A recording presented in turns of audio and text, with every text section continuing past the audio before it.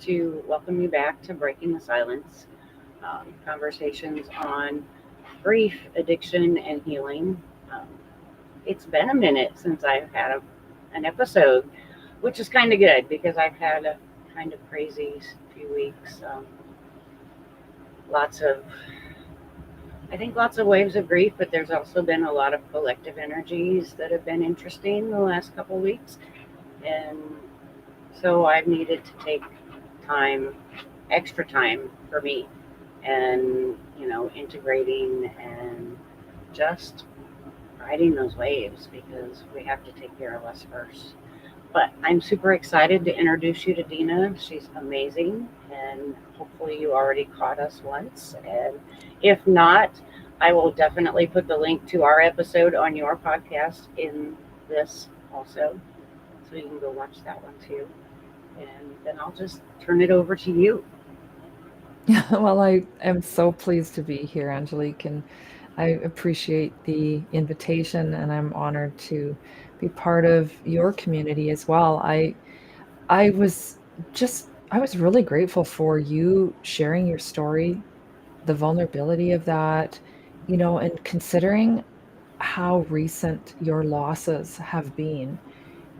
It's it's pretty raw. It's so um, it's very powerful, especially for parents to hear about what it's like to be in that position. So I really appreciated you sharing that, and I do encourage people to listen.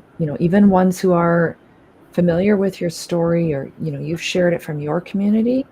There's new levels of healing that you're experiencing, and new revelations and insights and pieces of wisdom that is there for them to hear. So I hope that they do listen to our conversation as well on the Life Changes channel conversation Yeah. that we had. So I think it's so important that we talk about these things. They're heavy, they're hard, but by us talking about it, it does many things. It honors the memory, it honors the lessons that came, it helps people feel less alone and discouraged, and like, how did I fail my kids in these types of situations? You know, is life worth living now? What happens Oh, yeah. next? Who can I talk to? All the People think things. that I should be over it by now, or whatever it might be. Well, you had scheduled on the 18th initially of June, and that was the 1 year anniversary of my second son's death. And so we rescheduled because I took that whole day off. But then I ended up doing a solo episode in his honor, just to honor him. Because I went through kind of the waves of grief a few days before that because he had been in the intensive care for several days. So that the 14th is when it hit me. That was the last day that I spent with my son. And so when you have a loss like that, it's the before and the after. So that was my last day before. And that's when it hit me. And the actual date that his heart stopped and he went in for organ harvesting and stuff like that, I was okay on the 18th, and it was good. It was very healing just to talk about my kid because we don't stop loving just because they're not here in human form. We don't stop loving them, and he visits me all the time. I mean, he talks to me all the time. They both do. Uh, they're just in a different form, but I miss their humans a lot, and that was really good. But having these conversations, like you said, it's so vital because it does so many things, but it lets people know that they're not alone because we suffer in silence so often. Well, the beauty of sharing is that it's healing for yourself too. Yes. You get to work through it and share it and process it instead of just tucking it, pushing it down, and thinking, well, I'll just keep putting one foot in front of the other and see what Right. happens. And I haven't personally lost any children, and I am so grateful for that. I actually just spent 3 days on a road trip with my son. Awesome. He's in his early 30s, and we made a quick trip, about 18 hours or so of driving and visiting some family back in my little hometown, his grandpa and my brother, like my dad and my brother, and it was amazing. I never feel like I get to spend enough time with my kids, and so to be able to do that is such a gift, and I hope he feels the same way. I think so.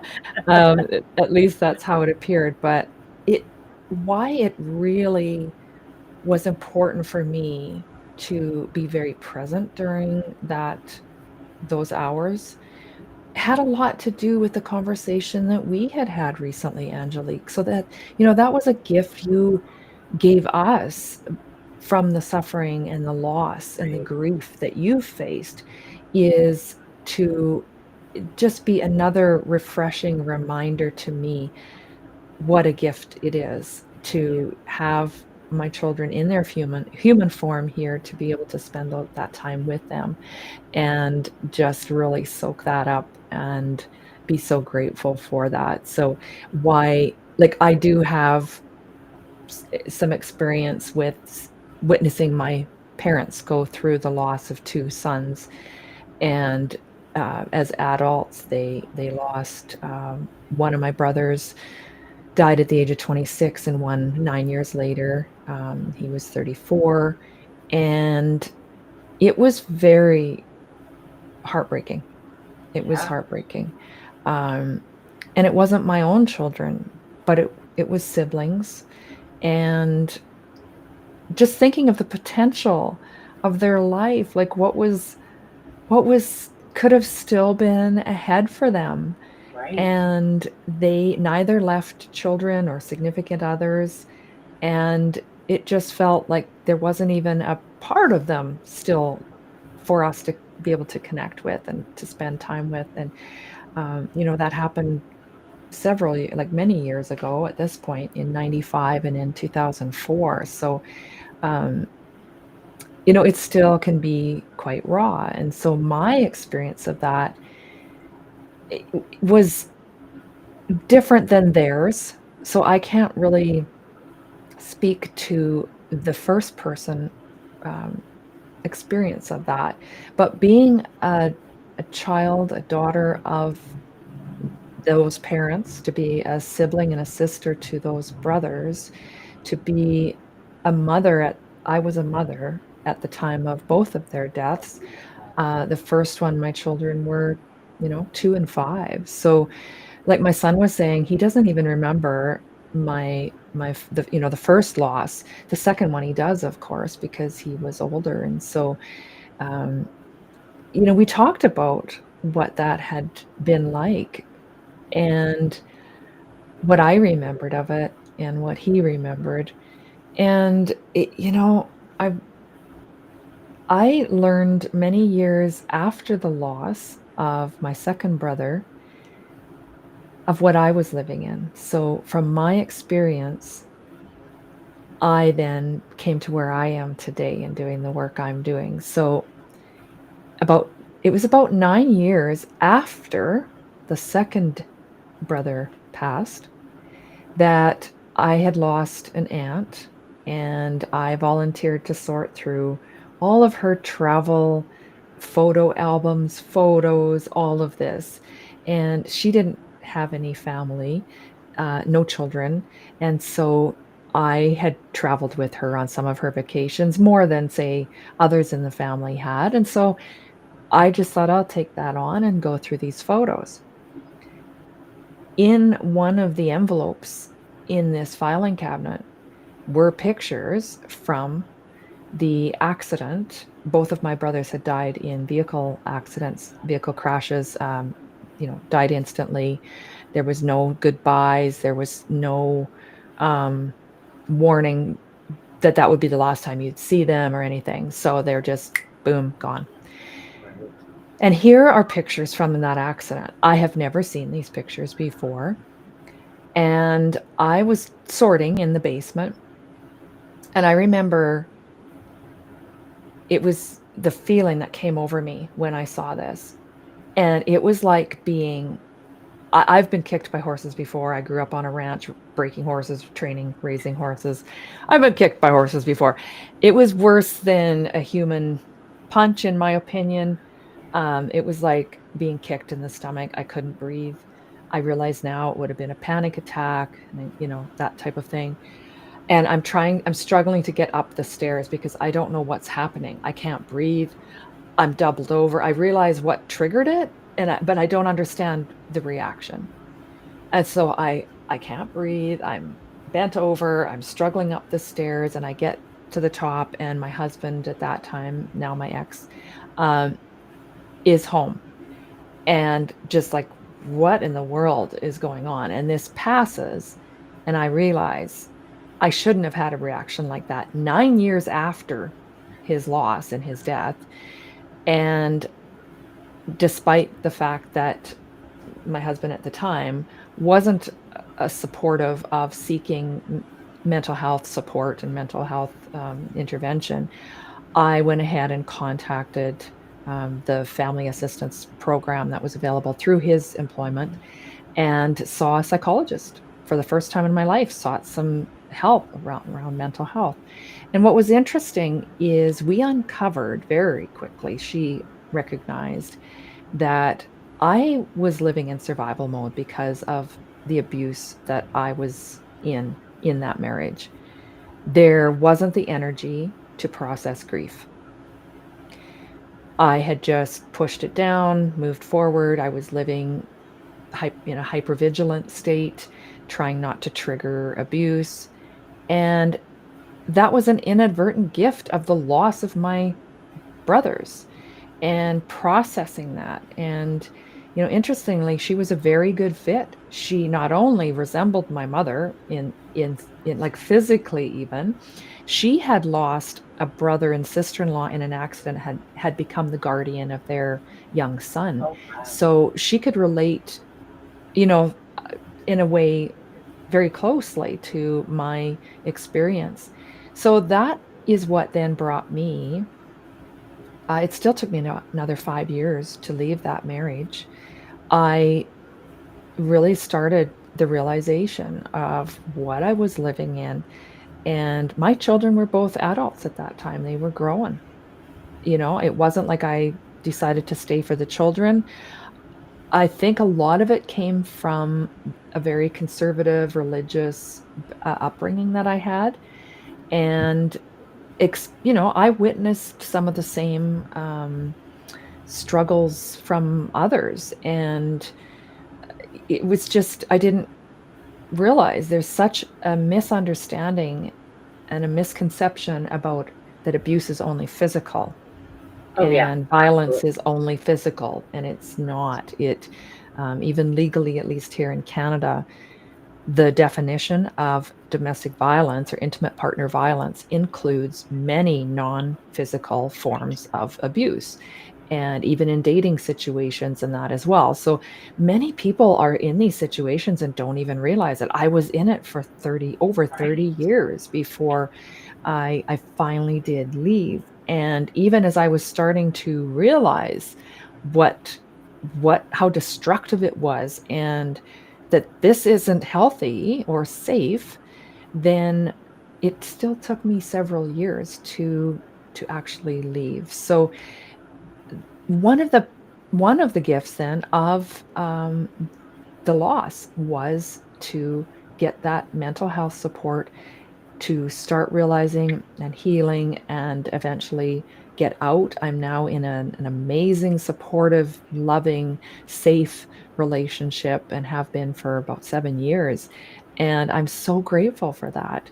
So, the Right. work that I'm doing, when I had the opportunity then to be part of Divorce Magazine Canada, which I have morphed to be Life Changes and Divorce, it organically gives me an opportunity to open those conversations because people are talking about marriage, and then it's an epidemic. Abuse is sadly an epidemic at this point.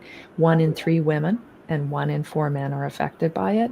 So it gives me an opportunity to advocate for those who aren't safe to speak for themselves yet. And hopefully we can create some change. Absolutely.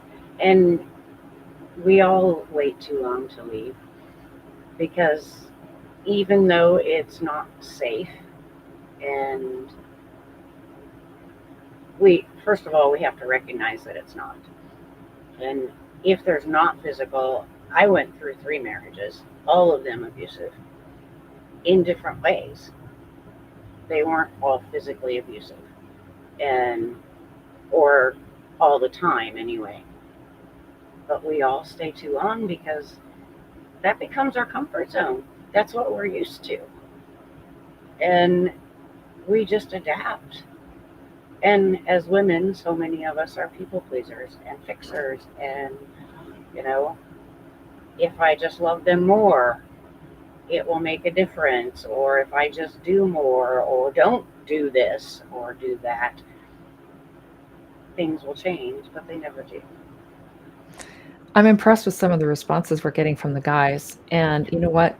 That's who we need to step up. That's what I have found. I just talked to a group of men last night. I was invited to uh, talk to them, and there's dirty little secrets. And that is on both sides of abuse. So Oh, I've yeah. had women say, and I am a recovering invisible woman. You try and hide what's happening in your home from others, which should be a sign that it isn't right and it shouldn't be happening. But yet we Right. You just don't talk about it and you make no, excuses for them. exactly. And the other side of that dirty little secret is men knowing that other men are doing this. And Yes. it's not always the men as the perpetrator. There are men who are being Yes. abused as well. But Absolutely. men say, like they know, they hear the guys talk about, knocking the old lady around or putting her in her place or something like that. And it's hard for them to speak up because sometimes that puts a target on their back, or they worry that they're going to make it worse for the lady if Right. they speak up. And so I Right. really encourage the guys, model for your sons, for your nephews, for your peers, talk about how you treat a lady properly, make a point to, you know, don't be ashamed of, be proud of that. Be proud of that. Don't, so what? They're going to call you a pussy or a wuss or whatever.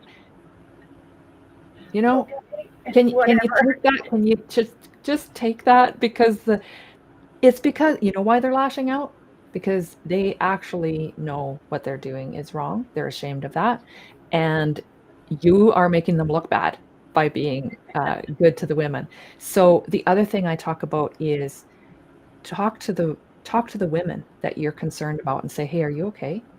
That seemed really harsh," or "I think I'd be really hurt if he said that to me or treated me that way or did that," or "Are you safe? Are you okay?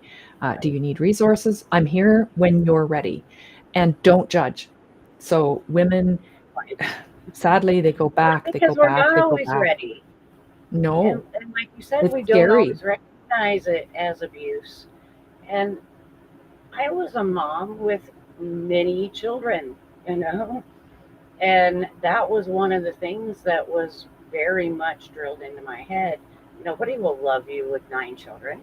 Nobody will take care of you like I do, which they weren't taking care of me properly anyway.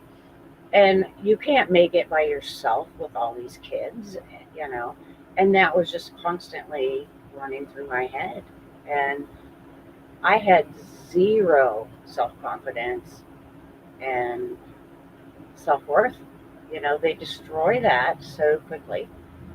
And people need, and it's so hard when you try to talk to the women because number one, we don't recognize it, or number two, we're terrified because it can get worse.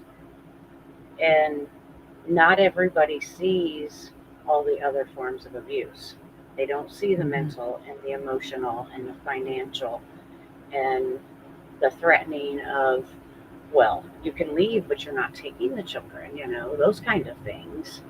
So just being more aware of how your friends treat their women and their families, because abuse is prevalent and not always blatant. And it's instant. It's a pattern of incidents. So if you see Yeah. an incident that makes you feel uncomfortable or it's off, just consider that that is happening all the time Especially in a behind closed pattern. doors. And then for a little while things are good and then you think, "Okay, oh, yeah, that's right. That's why I like this person." But the person being abused is also blaming themselves. It's like, Yeah. I chose to be with this person. I chose to stay. I chose to have children with them, perhaps. They feel like a failure, and they know that others are going to be asking them that same question, like, "Well, why did you stay? Why don't you just leave? Like, you made your bed." Like, there's all these things that they're going to hear, so they go back, or they don't leave in the first place. And sadly, then they stay in those situations, and it can escalate too. So, Oh, yeah. and often, even if it isn't physical, it can become physical Yeah. and homicidal, actually, as well. There's a lot of Oh, women have lost absolutely. their lives this way. And post separation violence is the most prevalent and dangerous. So, really, they do need support. And many people avoid asking because I think they're afraid of the answer. It's like they're afraid to say, "Are you okay?" or "Do you need help?" Because what if they do? Oh, shit, like, what am I gonna What am do? I going to do now? What am I gonna do now? Like, how do I help them? So to be prepared, there's courses online that are free to have those tough conversations. There's resources available. I often will carry, if there are organizations you know of that could help them, they'll have pens and Post-its, and they'll have stuff like that that you can use and just write, like, write a recipe or write uh, a name of a book that you want to recommend, or whatever it is, give, or just hand them a pen and they're like, "I don't know where this pen came." You don't want to jeopardize their safety at the other end of it, right? Or just let them know that when you're ready, I do have resources. I do know of some places that can help you. Right. Yeah. And it is scary because we know as victims that it does get worse. It just compounds over time. And I think one of it, the biggest things, one of the biggest gifts is say, "I believe you. yeah, I right. believe you." Or that I see what's going Yes. on, Yes. because we may not see all of it, but if somebody else looking in sees it, that kind of helps us open our eyes. Yeah. And then the other thing is, I know I don't know the statistics currently, but when I was in domestic violence shelter, and going through all of that process, the average victim goes back to their abuser 7 times before they either die or finally leave for good. Yeah. That is terrifying. Yes. And it's because we don't know what options we have. We Mhm. don't see other options because they've secluded us and cut us off, from our friends and our families. And it you can't see past that fight or flight. And then there's the addiction to a person. Yeah. Even when I stood up and said no more and I left, I was still addicted to him. I I heard a couldn't really sleep good analogy because I around couldn't that. sleep alone, you know. Yeah. Even with a whole slew of kids, I didn't I was addicted to that false intimacy, and Yeah. everything wasn't bad. There were good memories, there were good times. But I have never been an addict. Yes, I smoke cigarettes, so I guess I am, but I've never been addicted to drugs. I've never been addicted to drinking and have that need to have it. But somebody told me before I actually left, when I was just like we were separated or something, a lady told me addiction to a person is a real thing. Yeah. And that stuck with me for years and years. And I realized that's what it was. I went through withdrawals of that presence, not because I enjoyed the abuse, obviously, but just having that presence and that person there, it just becomes normal. I heard an analogy very recently and I went, whoa, that's exactly what it is. At least initially, until the women start looking back and realizing how toxic it was, it's like the love that a lion has for the lion tamer. And that realization at some point, whoa, I've got other options. I'm stronger than I realize. But they think that, this is the power. There's that power over them in some way and affects their mind and their thinking and their perception of themselves. So I just thought that was exactly how it can be, is like how the lion sees the lion tamer. And once you get out and realize what, like I could Right. have, I was way stronger, how toxic that was for me to allow that. I think it's really, and so there's three main things that I encourage people to either suggest to someone they're concerned about, or people in they think they might be in this situation, even if they're not sure. The very first one is to start documenting. We very easily, we don't want to feel that we've made a bad choice or we're in a bad place, or, we always want to make the most of everything and think, shed the best light on everything. But start documenting either on your phone or wherever you feel safe doing so. Every time there's an incident where you feel unsafe or threatened or demoralized or put down or like any of that, and just start documenting, and you will be shocked at how often and how bad it is, how you felt. If you've got the time to say, this is how it made me feel, or there's something he said to the kids, I felt I needed to step in and protect them, whatever it might be. And the second thing is to tell somebody, confide in somebody. And if they don't believe you and they shame you, guilt you, judge you, tell somebody else. The third thing is to prepare to leave. Make uh, do it when you're not in panic and flight mode.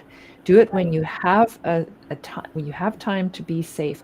I have a checklist available on my website. There's checklists, even, ask ChatGPT or something even, but what would you need? So, medical records, financial records, debit cards, maybe your passport, like a change of clothes. Put together your essential, like what you need, those important things, and have them safely somewhere, either at a friend's or relative. The trunk of your car might not be the safest because that could be discovered, but gather what you'd need so that in that moment when you need to escape, you just want to grab your kids and you leave, are more likely to leave and get yourself to safety if you know that you've got your essentials somewhere waiting for you, and less likely to have to return for those things.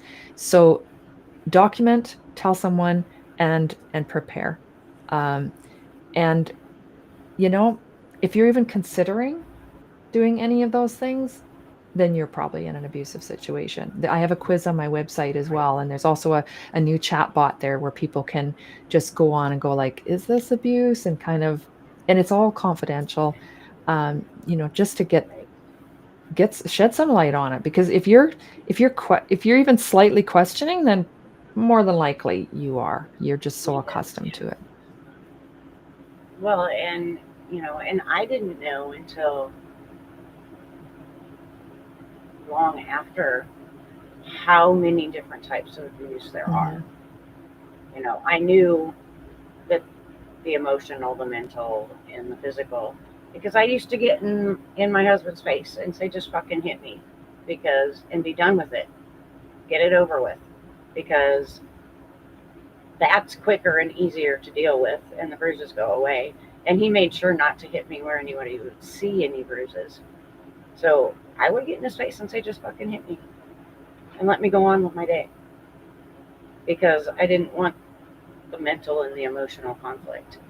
And The mental and emotional abuse is much, much harder to heal after. But then there's the financial and the social aspects of it. They do seclude us. Spiritual. And It's another one. oh, yeah, absolutely.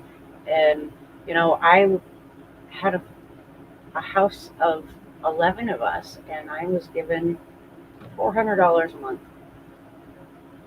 to buy diapers for 4.5 kids, to buy food, and everything else that we needed for the house. And I had to account for every penny. I couldn't hold money back, like, okay, we need to have fresh produce or we need milk. Um, if I had extra, I'd have to hide it because any extra he would want back. And I would have to account for all of it. That's abuse. Yeah. And I never had a clue. That's our budget, and I'm an accountant. So, this is how much money we have, and this, what we spend on this and that, and this is how much I have left for household stuff. But it was the control. Yeah. And it can be in ways like some of the incidents I've shared when I've done keynotes, and say an incident where you're at work and he shows up, and your other coworkers are like, "Oh, that's really nice of him to come by." But what he was there to do was to check to see if, are you at work, and who else is in the office? Or who are you Yeah, hanging who out else is in with? the office? Did you wear makeup today? Did you wear the outfit that I put out for you? Like, it can be very controlling, and Oh, yeah. and it's made to look like caring sometimes, or just like teasing that's really mean and hurtful, and you just pattern that day after day, and it's Right. very destructive. Yeah. Yeah. It definitely just chips away at you very quickly. And then you just get lost. Yeah.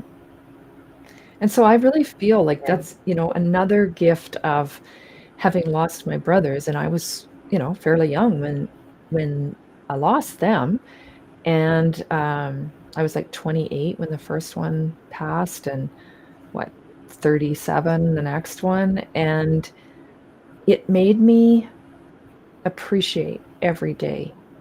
You know, I right. I'm here for a reason. I better figure out what that reason is, because I'm still living and breathing. I have a purpose here. And that was one thing.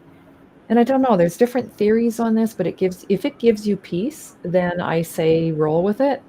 But, you know, I read it somewhere that those who die young they've fulfilled their time and purpose. And, who are we to question the length of their life? And You heard that from me. I heard it. I may have heard it from you as well. I heard it many Yeah. years ago when I was, processing Yeah. that grief, and I still get signs from them, and I've loved like some of the Oh, things yeah. that have happened. I think one of the most powerful examples is, um, I was in a pretty serious motorcycle accident, and I had, a week prior to the ac no, a week prior, 2 days after the accident, I went in for my first surgery for some of the damage from the accident, and I noticed on the calendar that it was the birthday of one of my brothers that I've lost, and I got back from the surgery, I thought, "Wait a minute, a week ago to the day of that surgery, I had been out riding horseback at some friend's home, and I got back to the yard, and they had a couple little foster kids staying with them, and I hadn't met these little girls yet. And the one came across the yard, and she was about 5, and this little serious face and wearing glasses, and she just walked up to me, and she had her hand out, and there's a dime in her hand. Now, I have and I'm sure many in your audience have probably heard the theory of, pennies from heaven or dimes. For me, it's always dimes. And she has this dime for me. And I said, "Oh, sweetheart, you found it. It's yours. She goes, I found this on the road. It's yours. Okay, I've randomly found dimes that there were no explanation for, just cleaned my Me house too. and what, now there's one on the bathroom counter, nobody's home, like, where did that come from? But she had and she's like, "I found this on the road, this is yours." And one of their older children said, "No, she's serious." Like, as soon as she found it, she said, "This is Dina's." And she'd never met me. She'd heard the family say, "Oh, Dina's out riding," that day. So that's the first time she'd have probably heard my name. But he's like, "No, she really, really wants you to have it." I'm like, "Okay, thank you." And I took it home, and I remember taking a picture and putting it on my Instagram story or Facebook stories, whatever. And I was like, I've never had a little angel actually hand me a dime and say, "It's yours." And I found it on the road. A week later to the day, so that was on the Sunday. That Friday, I was in the accident. That following Sunday, I'm going in for surgery. And notice it's one of my brother's birthdays. So when I got out of the hospital, it was 2 weeks later. I had a few surgeries, and I thought, where's that dime? I should look at it. And the year on the dime was the year of his death. And I was like, Wow. ooh. Um, to me, believe what you want. To me, it gave me peace. And I did talk to a medium. I never told the medium the story, but I talked to a medium, I don't know, it was a year or two later. And she brought up my accident and said, "You have some very powerful guardian angels that were with you that day." And they would have had to have been for me to have walked away from that wreck.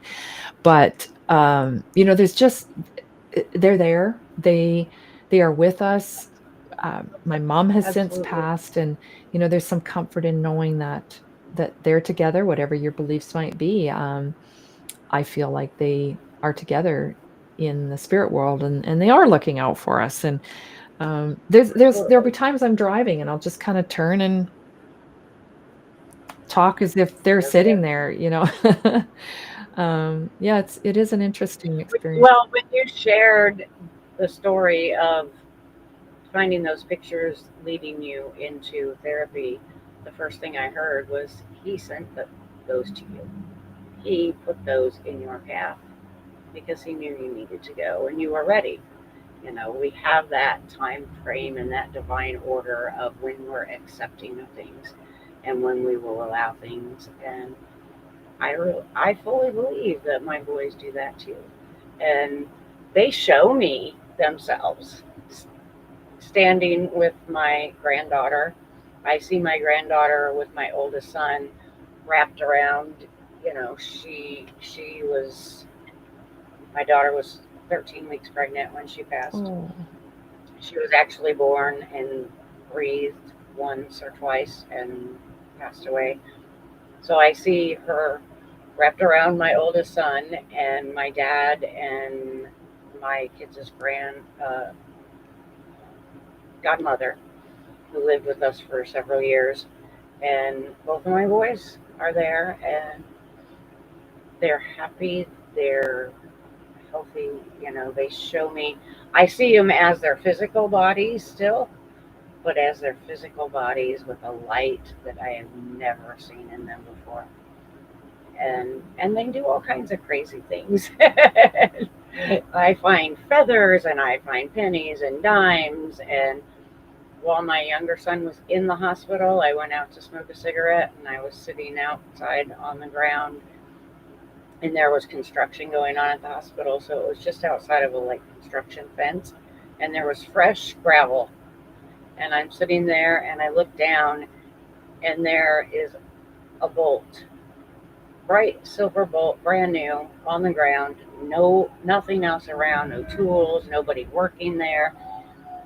He was a mechanic. He was an aircraft mechanic, and he worked on my cars. And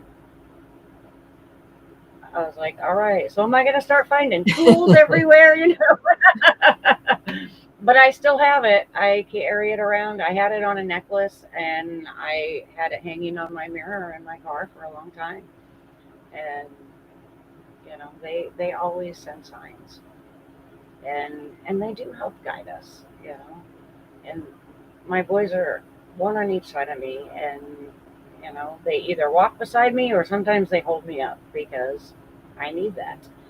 And I fully believe in all of it. And they talk to me all the time. And I do mediumship. So, and I have friends. So they actually channeled through one of my dear friends within days of passing, both of them, and spoke to me almost immediately and told me they were sorry, and that it wasn't my fault. And that is so powerful to be able to hear that and know that they don't blame me. It's important to be open to that, to be open to those Yes. signs and those symbols and not just be skeptical and downplay it and Right. like here's a gift, and when you think of the effort it Right. takes from the spiritual world to send you something and get it in your path and make it meaningful, just be Oh just yeah. be open. And what are you going to lose if it isn't, like it's not going to harm you to find peace and comfort in those signs and symbols and Right. offerings. It gives you comfort. It raises your frequency. You know, After my oldest son died, I found the coins everywhere. I mean, but only like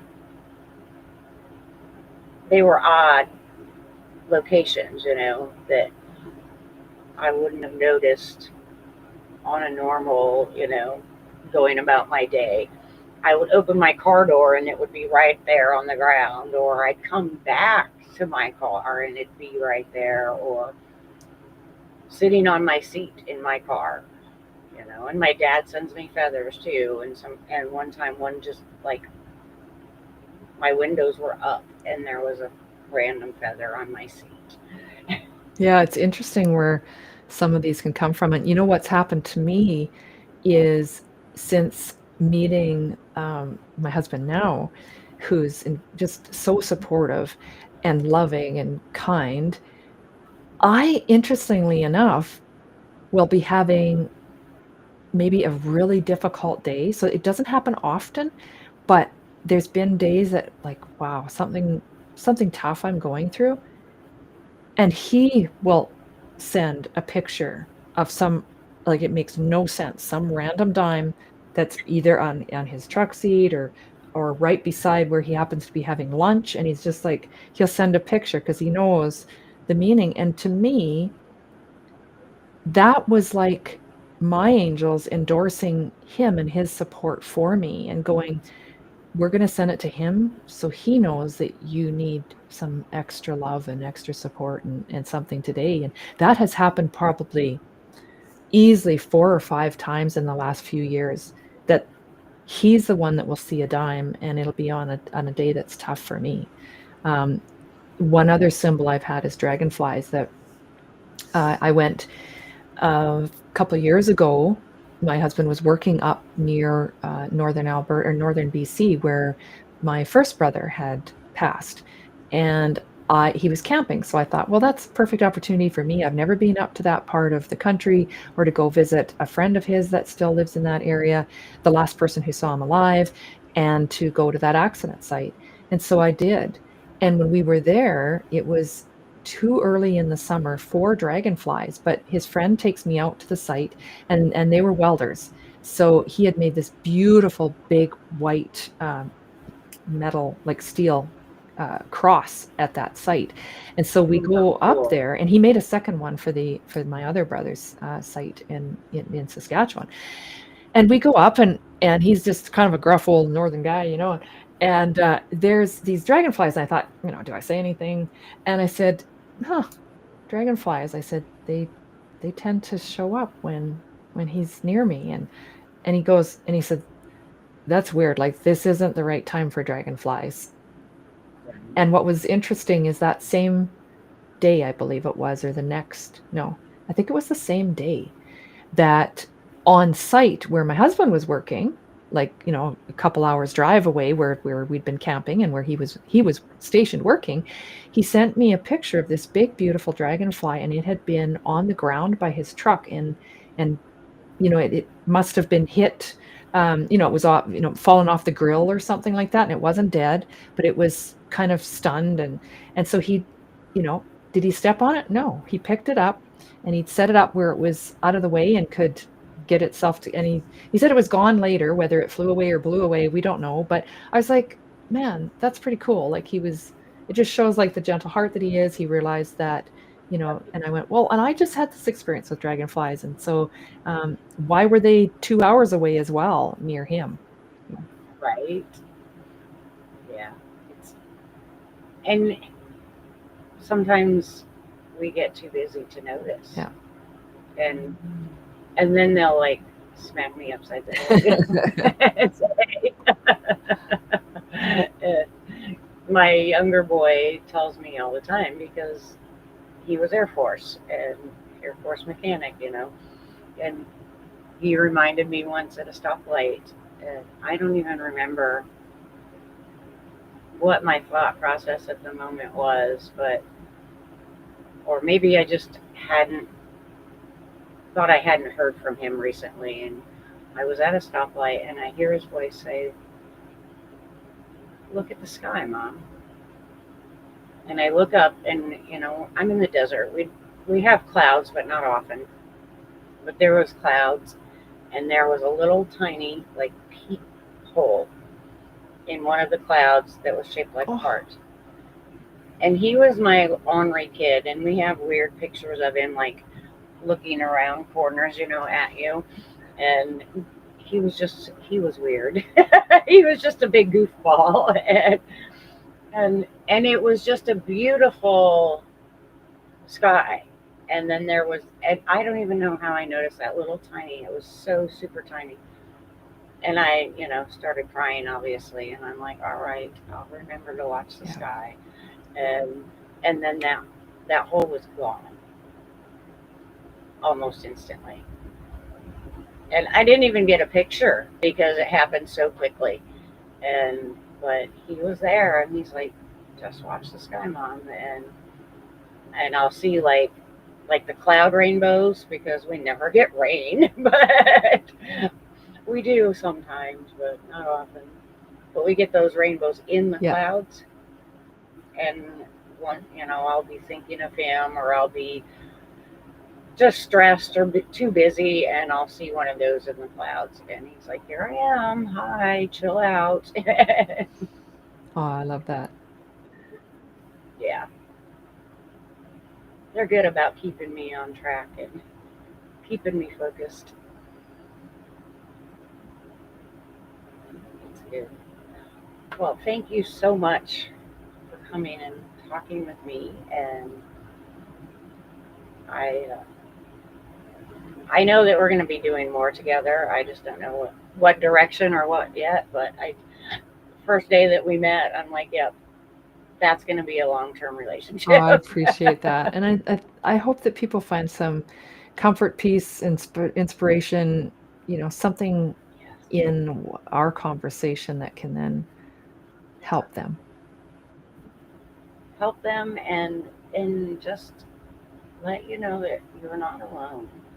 And we're always here, If you don't have anybody to reach out to me. And this also gives people permission to talk about their own stories. Yeah. And that's the whole point of this, And if you want to come have a conversation with me on live stream, my link is on my profiles. It's everywhere. Send me a message. These conversations have been so powerful, and the feedback has been just amazing. That it's been healing for me. It's been healing for the guests. It's been healing for the audience. And it just lights me up. I love it. What a gift. Thank you, Angelique, for the work that you're doing.